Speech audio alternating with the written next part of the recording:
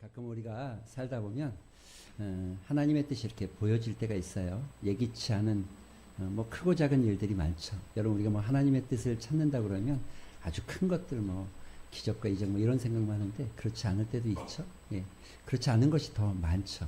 사실 저도 요한계시록 설교를 할 생각이 별로 없었습니다. 안 하고 싶은 설교 중에 하나였고, 그래서 조금 한 5년쯤이나 지나면 해야 되겠다 싶은 마음을 가지고 있었는데 1월 달에 이제 우리가 같이 성장해 봅시다 하는 마음에 이 버가모 교회를 좀 살펴보다가 뜻하지 않은 누군가의 그 메시지를 통해서 요한계시록 설교를 해야 되는가 보다 이런 생각이 들어지게 돼서 요즘 설교하는데 아주 힘듭니다. 다른 설교할 때는 조금 덜 봤는데 요한계시록 하려니까 조금 더 많이 봐야 돼요, 자꾸. 그래서 요즘 시간이 아주 많이 소모되고 뭔가 조금 더 힘들고 어려움이 있는데 예기치 않은 일이죠. 계획대로 되어지지 않았죠. 제 이 설교 계획은 그와 같이 않았는데 또 이렇게 새롭게 시작되어지기도 하고 이런 일들이 우리 가운데 있죠. 그래서 성경은 늘 우리에게 이렇게 말하죠. 사람이 그 길을 계획할지라도 걸음을 인도하시는 것은 하나님이시다. 우리가 아무리 잘 계획했다 할지라도 그럼 하나님께서 인도하지 아니하시면 우리의 그 걸음의 끝에 우리의 목적지에 도달하지 않죠. 가끔 우리보다 내가 생각하는 것과 내가 다른 길로 인도해 가실 때 여러분 깊게 한번 기도해 보시고 이게 하나님의 뜻이라고 하면 살짝 조정하는 것도 필요해요. 내가 이미 이렇게 계획했으니까, 내가 이미 이렇게 생각했으니까, 내가 이미 이렇게 해야 되니까 라고 생각하는 것보다 살짝 조정하는 것도 지혜인 것 같습니다. 성경이 이렇게 말합니다. 너의 행사를 여호와께 맡기라. 그리하면 내가 경영하는 것을 이루리라. 이렇게 말하고 있습니다. 그 하나님의 뜻에 따라서 오늘은 요한계시록 3장 1절부터 6절까지 말씀인데 사대교회에 대한 사대교회 편지와 말씀에 대해서 좀 살펴보려고 합니다. 우리가 말씀을 보기 전에 이 고도원의 아침 편지에 보니까 이런 글이 하나 있더라고요.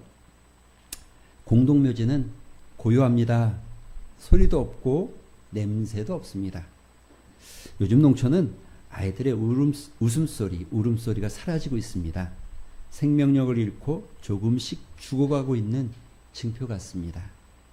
요즘 도시는 싱그러운 공기, 향기로운 냄새가 사라지고 있습니다.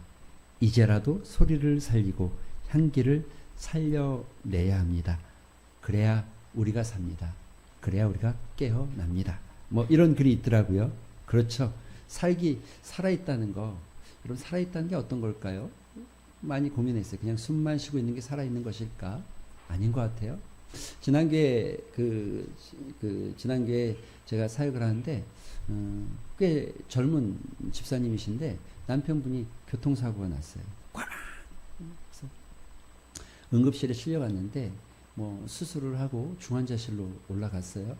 전화가 왔어요. 응급실을 가면서부터 이제 교구를 통해서 또 이 교구 담당 권사님과 목자를 통해서 목회자에게 전화가 왔어요. 그래서 불이 나게 막 뛰어갔습니다. 뛰어갔으나 뭐 할 수 있는 건 아무것도 없죠. 아무것도 없죠. 왜냐하면 중환자실이고 들어갈 수도 없고 그 면회 시간이 정해져 있기 때문에 불이 나게 뛰어갔어요. 근데 의사의 말이 깨어나기만을 기다려야 합니다. 지금은 다른 방법이 없습니다. 의사도 그러대요. 목사님인가 봐요. 기도해 주세요. 그러더라고요. 그래서 저희가 정말 몇 날 며칠을 같이 기도했는데 이틀째 되니까 깨어났다는 소식을 들었어요. 여러분 살아있어도 숨을 쉬고 있어도 깨어나지 않으면 죽은 것 같은 인생이 될 수 있죠. 오늘 이야기는 바로 그와 같은 이야기입니다. 사대교회에 대해서 먼저 좀 살펴볼 필요가 있습니다. 사대교회라는 것은 역사적으로 지리적으로 좀 살펴볼 필요가 있는데 사대교회는 금이 많이 났던 지역입니다. 굉장히 부유했던 지역이고 사대교회는 고대 리디아 왕국의 수도였습니다. 그래서 BC 6세기경부터 그곳에는 크로스스라는 이 지도하에 이 왕의 지도하에 굉장히 풍성하고 또 단단한 국가를 형성하고 있었는데 그도 그럴 만한 이유가 뭐냐면 사대교회는 지리적으로 굉장히 요새화되어 있었어요. 이 천혜의 요새 같은 곳이었죠. 일반 땅보다 약 한 45cm 이상, 45m 이상 높이 올라가 있는 땅이었어요.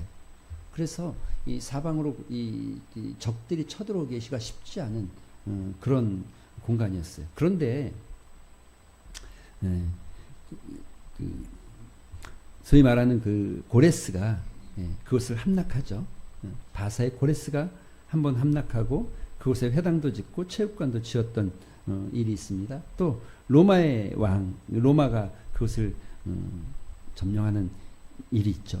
사실 굉장히 어려웠는데 이게 너무 어려우니까 이 안에 있는 사람들이 좀 방심한 것 같아요. 그래서 이 두 군대가 다 이 바사의 군대도 그렇고 로마의 군대도 그렇고 밤에 조용히 접근해서 점령을 했던 지역입니다. 조용히 도적같이 들어갔던 지역. 그런 역사적인 배경을 가지고 있는 곳이 사대 교회입니다. 그런데 이런 교회를 향해서 오늘 예수님께서 말씀하십니다. 예수님의 모습을 우리가 7교회를 살펴볼 때 5가지 테마가 있다고 했죠. 먼저 예수님이 어떤 모습으로 등장하는지 책망이 있고 칭찬이 있고 책망이 있고 그 다음에 권면이 있고 그 다음에 상급에 대해서 이야기하는데 오늘 사대교회를 향해서 예수님은 이런 모습으로 나타나셨습니다. 1절에 보니까 사대교회 사자에게 편지하라. 하나님의 7영과 7별을 가지신 이가 이르시되 내가 내 행위를 아노니 내가 살았다 하는 이름은 가졌으나 죽은 자로다. 먼저 우리가 살펴볼 것은 하나님 예수님을 표현하는데 하나님의 7영과 7별을 가지셨다.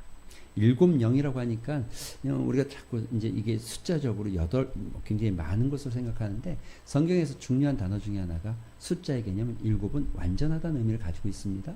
그러니까 지금 여기서 말하는 7이라는 의미는 완전한 영, 다른 말로 하면 성령을 의미하는 거죠. 그래서 성령을 가지고 있는 분, 성령이 함께하는 분, 또 7별은 교회의 지도자들, 7별을 다스리는 권세를 가지고 있는 분이 여러분 굉장히 지금 예수님께서 목에 힘을 꽉 주시고 지금 말씀하는 겁니다.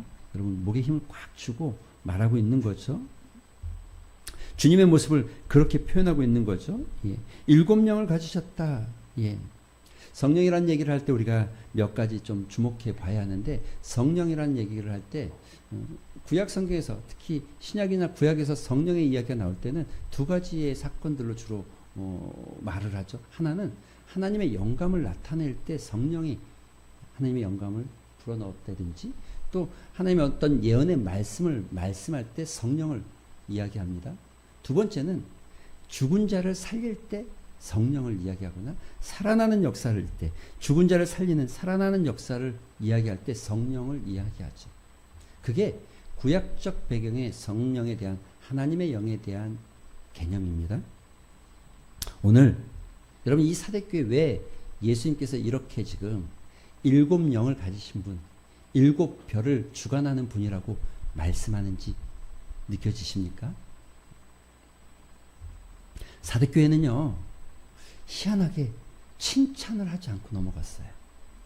7교회 중에 유일하게 칭찬이 없어요. 바로 예수님께서 이렇게 말씀하시죠. 내가 너의 행위를 잘 알고 있다. 알고 있다. 여러분 우리가 살아가면서 잊어버리지 말아야 될 아주 중요한 기독교적 가치관이 있습니다. 이게 뭐냐면 하나님은 아신다는 거예요. 하나님은 보신다는 거예요. 중세시대에 여러분 이 캐톨릭이 높은 수도원을 짓고 담장을 아주 높이 쌓았어요. 그래서 세상과 단절하고 그 안에서 그런데 이 수도원 안에 사실은 굉장히 좀 불합리하고 비리가 많았어요. 아주 문제가 많았어요. 못 볼 거라고 생각하는 거죠. 사람들. 그런데 사람들은 못 보지만 누군 봅니까? 하나님은. 그래서 여러분 종교 개혁이 시작되면서 한 가지 마치 표처럼 키치프렌드처럼 내건 것이 무엇이었냐면 코람데오였어요. 코람데오. 하나님 존전 앞에서 살아야 된다. 이 말이 뭡니까? 하나님이 너 보고 있어. 하나님 널 다 보고 있어. 하나님 너의 행동하는 걸 다 보고 있어. 다 알아. 이 얘기를 하고 있는 거죠. 오늘도 마찬가지입니다. 내가 너의 행위를 아노니 너가 살았다는 이름은 가졌으나 살았다는 이름은 가졌다. 살았다는 이름은 있는데 그러니까 살아있는데 살아있는 이름. 아까 처음에 서두에 우리 집사님 전교회 집사님 남편 이야기를 했는데 여러분 중환자실에서 숨을 쉬고 있는데 살았습니까? 죽었습니까? 의학적으로는 살아있는데 그냥 인간사의 휴머니즘적으로 보면 움직이지도 못하고 아무것도 스스로 할 수 없다면 살았습니까? 죽었습니까? 여러분 바로 지금 딱 그 얘기를 하고 있는 것 같아요. 살았다는 이름은 가졌지만 문제가 있다는 거예요. 영적으로 죽어 있다는 거죠. 영적 건강이 마치 죽은 자와 같은 상태, 영적 건강에 어려움을 겪고 있는 상태. 그 교회가 어느 교회다? 사대교회다. 이미 말씀드린 대로 다른 교회들은 다 칭찬이 있었는데 사대교회만큼은 칭찬이 없었어요. 그러니까 칭찬이 없다는 건 굉장히 큰 문제가 있다는 것을 반증하는 것이고, 지금 사대교회가 다른 어떤 교회들보다 굉장히 큰 신앙의 문제를 안고 있다는 이야기죠. 주님께서 그 교회를 향해서 이렇게 말씀하십니다. 책망하시면서, 그 믿음을 책망하면서 너는 일깨어, 다른 말로 하면 깨어나라. 깨어나라. 너는 깨어나라. 주님께서 명령하는 겁니다. 책망하는 겁니다. 너는 깨어나야 된다. 깨어나야 된다. 사대교회는 이방 문화 속에서 어려웠겠죠. 어려움이 있었을 것입니다. 우상 숭배가 만연했고, 이미 우리가 여러 교회들을 살펴봤듯이 거기도 이 아시아, 이 소아시아 지방에 있었기 때문에, 지금으로 말하면 터키 남부 지역이죠. 소아시아 지방에 있었기 때문에 역시 길드에 가입하지 않으면 경제활동을 하기 어려웠을 것이고 여러 가지가 힘들었을 것입니다. 또 길드에 가입하게 되어지면 우상을 숭배하지 않으면 안 됐던 거죠. 그래서 그들이 여러 가지 어려움이 있고 또 만연해 있는 어떤 우상 숭배가 그들 안에 있었던 것이 분명한 것 같습니다. 그래서 그들에게는 믿음이 있기는 있는데 거의 죽은 것 같은 믿음. 주님께서 책망과 안타까운 마음으로 그들에게 처음 문을 열고 입을 열어서 그들에게 말씀하신 첫 얘기가 뭡니까? 부연 설명을 붙이지 않고 깨어나라. 깨어나라.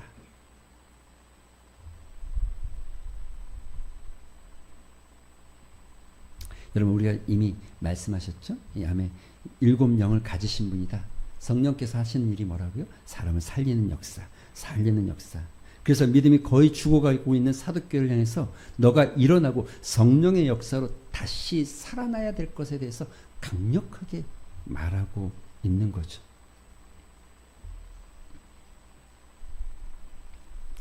죽었다.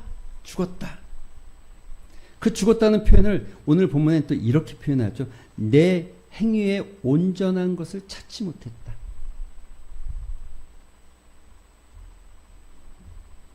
거의 그냥 숨만 붙어 있었다. 너희가 예수를 믿기는 했으나, 믿음은 가지고 있으나 거의 그냥 안 믿는 것과 비슷하더라. 이게 사대교회의 문제입니다.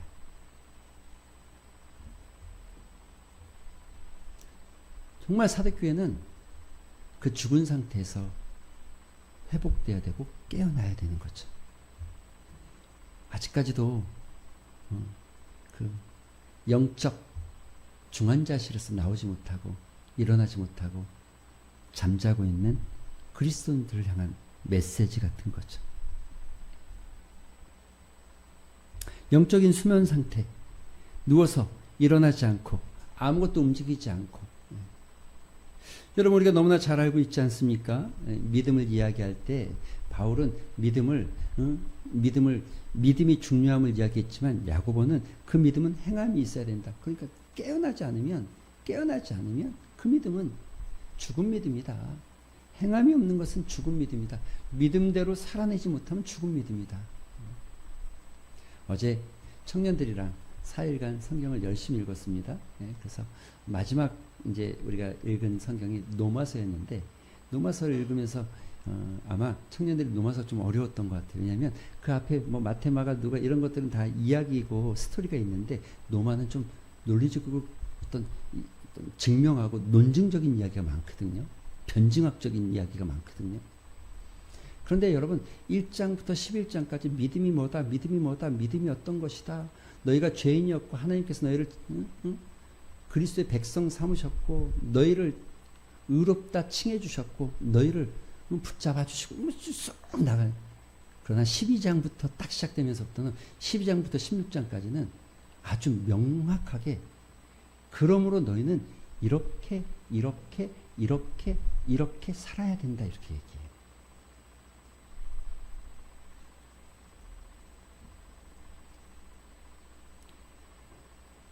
지금 사도교회 문제는 사대교회 문제는요. 믿음이 없는 게 아니라 있기는 한데 죽어 있는 것. 온전한 행위를 찾아볼 수 없는 교회. 너의 행위에 온전한 것을 찾기 어려운 교회라는 거죠. 성령께서 예수님께서 사도교회를 책망하시면서 그들에게 한 가지 방법을 알려줍니다. 그래서 오늘 본문 3절에는 이렇게 말하죠. 그러므로 내가 어떻게 받았으며 어떻게 들었는지 생각하고. 여러분 이 말을 다른 말로 하면 너 예수 믿었을 때 처음 예수 어떻게 믿었는지 처음 예수 어떻게 만났는지 생각해 보라는 거예요. 예수 그리스도의 그 십자가의 그 은혜를 다시 생각해 보라는 거예요. 여러분 제가 이 말씀을 묵상하다가 이 부분에 좀 걸렸어요. 저도. 내가 목사 안수 받을 때 어떤 마음이었을까? 내가 이런 마음으로 목사 안수를 받았는데 나는 지금 어떻게 하고 있나? 이런 생각이 좀 들어졌어요. 전. 여러분 처음 어떻게 믿으셨어요? 물어보고 싶더라고요. 성도들을 만나면 어떻게 예수님을 만났을까? 여기에 지금 앉아있기까지 어떻게 신앙생활을 했을까? 어떤 모습으로 하나님을 만났고 어떻게 예수 그리스도께서 여러분에게 찾아오셨는지, 그래서 어떤 은혜가 있었고 어떤 감동이 있었고 어떤 고백들이 있어서 여전히 우리가 이 자리에 있는지 생각해라. 그리고 이렇게 말하죠. 지켜 회개하라. 그 처음 가졌던 그 여러분 이게 예배소 교회와 좀 비슷해 보이긴 하죠. 그런데 예배소 교회는 진리도 있었는데 여긴 진리까지도 없어서 칭찬이 아예 없는 거죠. 비슷한 느낌이 있습니다. 어쨌든 그때 그 마음과 그 첫사랑을 기억하고 처음을 기억하고 다시 회개하고, 만일 일깨지 아니하면 도적같이 이르리니. 여러분 도적 같다는 말이 이제 이 사대교회 어떤 의미인지 이해가 되시죠? 사대교회는 굉장히 단단한 지역 같았어요. 절대로 외세의 침범을 받지 않을 것 같은, 평지에서 45m 높은 지역에 있었다니까요. 절대로 외세의 침범을 받지 않을 것 같은. 그런데 방심하고 있다가 밤에 바사의 고레스가 로마의 장군이 거기를 점령한 거죠. 그래서 사대교회, 사대라는 지역에 살아가는 이 마을에 있는 사람들은 이 말이 어떤 의미인지 너무나 잘 알죠. 너무나 잘 알겠죠. 당해봤으니까. 너희가 깨어나지 않으면, 깨어있지 않으면 도적같이 어느 때에 너희에게 이를지 모른다. 도적같이.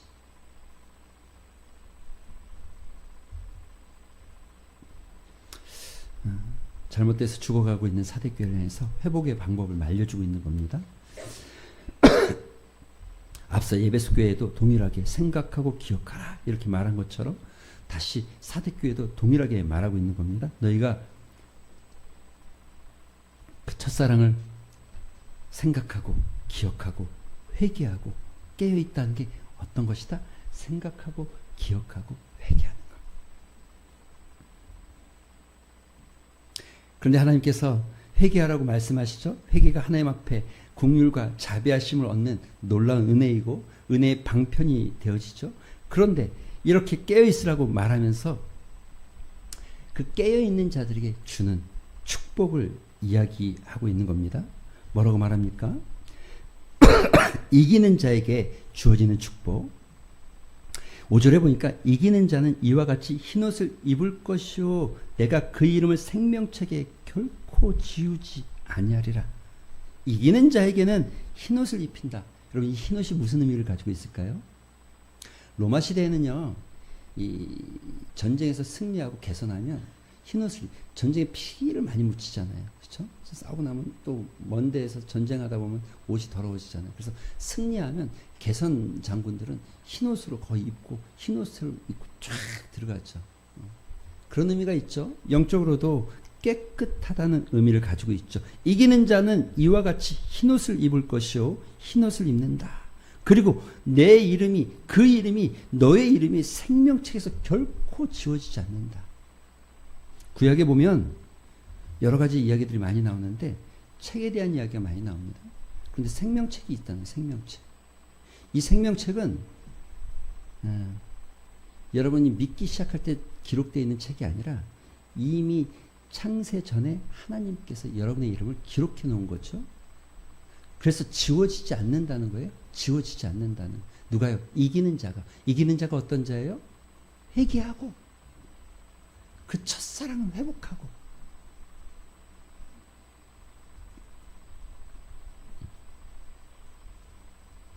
믿음을 지키고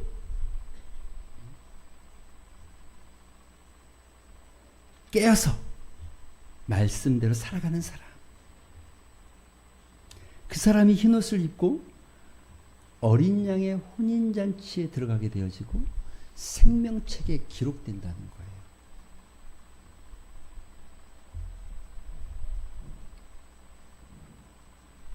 그리고 이렇게 말합니다. 뭐라고요? 그 이름을 내 아버지 앞과 그의 천사들 앞에서 시인한다. 여러분 참 이런 상상을 해보는 거예요. 제가 말씀을 묵상하다 이런 상상을 해보는 거예요. 신앙생활을 하고 살았는데 제가 하나님 앞에 섰어요. 그런데 쫙 부르는데 제 이름이 빠져 있는 거예요. 빠져 있는 거야. 그래서 제가 주님 제 이름 빠졌어요. 그랬더니 주님이 시인하지 않는 거예요. 너가 있어야 될 곳이 아니라 인정해 주지 않는 거예요. 그럼 제가 거기서 얼마나 슬플까.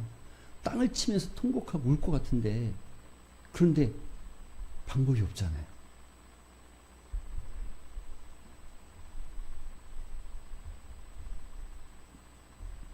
한 명 한 명 천사들과 하나님 앞에서 너의 이름을 불러주고 시인해 주는 이 사람은 하나님 아버지, 이 사람은 천사들아 들어라, 이 사람은 믿음을 따라 살았고 이 땅 가운데서 내 말을 지키기 위해서 수고하고 애쓴 사람이야. 시인한다는 거예요. 시인한다. 여러분의 우리가 김춘수 씨의 시가 생각나지 않습니까? 예, 그 시에 보면 이렇게 말하죠. 예, 꽃의 이름을 불러줬을 때 비로소 그 꽃이 의미가 있게 되어지고 존재가 있게 되어지는 것처럼 하나님께서 우리를 하나님 앞에서 마지막 그때 하나님 앞에서 천사들 앞에서 하나 부른다는 거예요.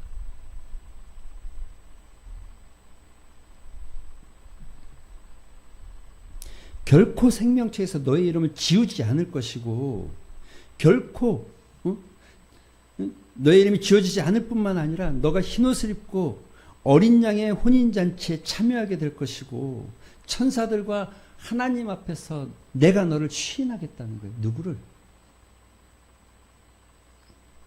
이기는 자에게. 다시 말하지만 여기 이기는 자는 어느 종교의 교주가 아닙니다. 성경에 그냥 되어 있잖아요. 믿음을 따라 깨어있고 다시 회개하고 생각하고 회개하고 믿음의 삶을 사는 사람이 이기는 자라는 거죠. 다른 게 아닙니다. 하나님 아버지 아무개가 믿음을 잘 지켰습니다. 흰옷을 입혀주시옵소서. 하나님 아버지 아무개의 믿음을 따라서 천국잔치에 들어가게 하여 주시옵소서. 예수님께서 이렇게 시인한다는 거예요. 사랑하는 성도 여러분, 우리 모두가 그날에 이름이 불러지길 소망합니다. 살았으나 죽은 것 같은 믿음, 믿음은 있는데 믿음의 역사를 만들지 못하는 믿음. 믿음은 가졌으나 행함이 없는 믿음. 오늘 사대교회를 향한 그 예수님의 그 묵직한 한마디. 너가 살았다고? 그러면 깨어나라. 깨어나라. 너가 살아있다면 그러면 깨어나라. 깨어나라. 여러분의 신앙이 주의 말씀을 따라서 성령의 은혜로 깨어나게 되길 주님의 이름으로 축원드립니다. 우리 말씀을 생각하면서 한번 기도하는 시간 가졌으면 좋겠습니다. 기도하실 때에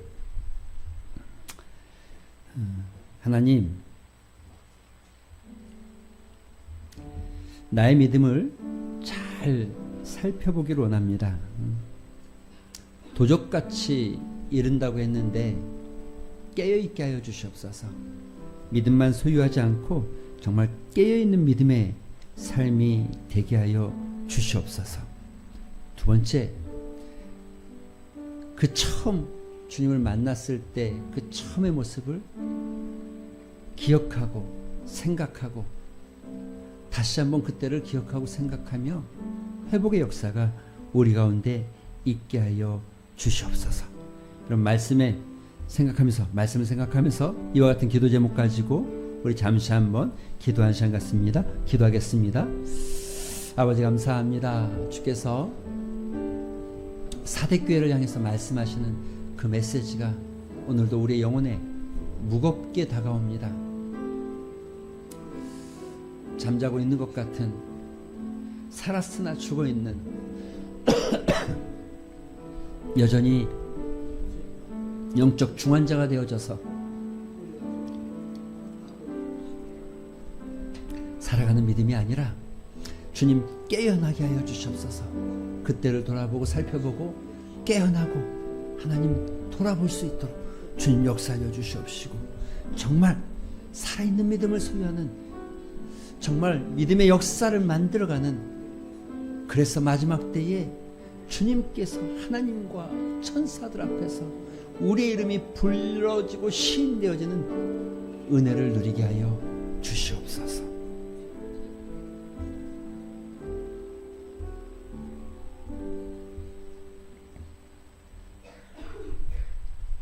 살았으나 죽은 것 같은 믿음, 사대교회를 향한 책망의 메시지가 우리의 심령에 무겁게 들립니다.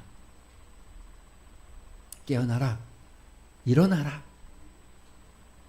잠자고 있는 것은 살았으나 죽은 것이다. 주여, 다시 깨어나게 하여 주시옵소서. 살아있게 하여 주시옵소서. 그래서 마지막 때에 하나님께서 하나님 천사들과 하나님 앞에 내 이름이 불러지고 시인되어지는 기쁨을 누리는 인생 되기를 소망합니다. 감사드리며 예수님의 이름으로 기도합니다. 아멘.